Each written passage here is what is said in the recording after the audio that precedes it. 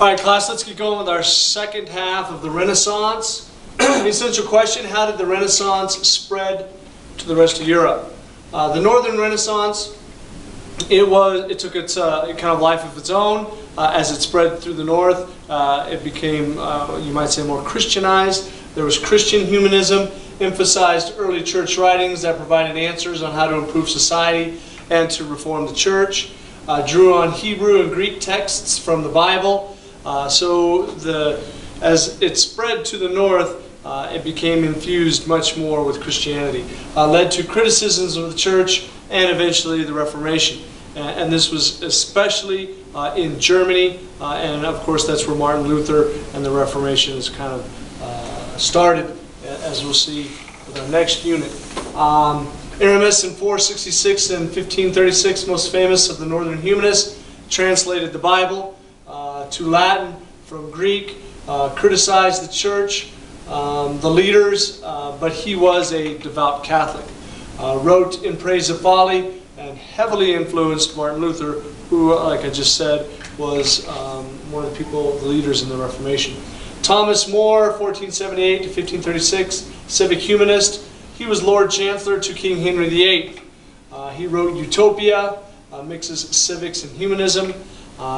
His main ideas was that private property and wealth was a problem.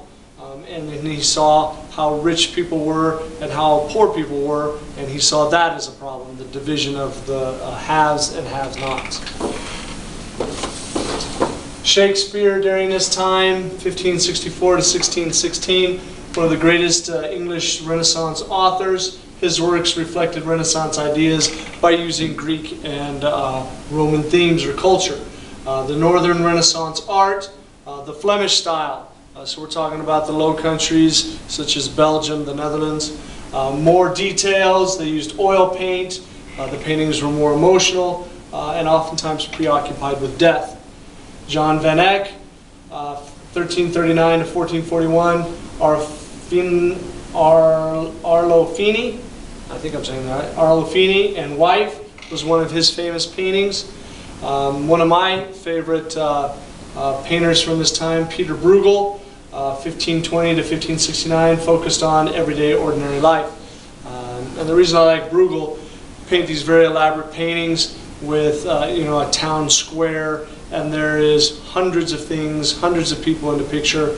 It's almost like the Where's Waldo of the old days, where it depicts almost every aspect of town life during that time, not just the wealthy. Germany, Dürer, 1471 to 1528, foremost Northern Renaissance artist, mastered Italian Renaissance style, technique, and took it back home. Painted quite a few pieces of himself.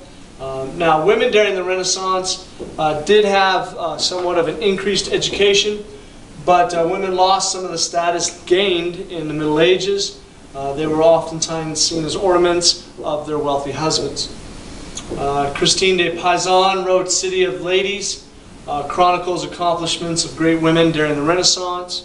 Isabella de Este, First Lady of the Renaissance, an example for women to break away from traditional roles. She founded some schools. She was a great patron of the arts. So these women tried to help advance the women's cause during this time. Now, peasants, my other boards just fell. Peasants, lower class during this time, the lower classes did not change very much during the Renaissance. It was mostly the upper middle class and the wealthy that were able to feel the effects of the Renaissance. Lower classes and the peasants, almost nothing. Marriage, often an economic decision. Dowries played a huge impact in people's lives. The average age of women, 20. For men, 26.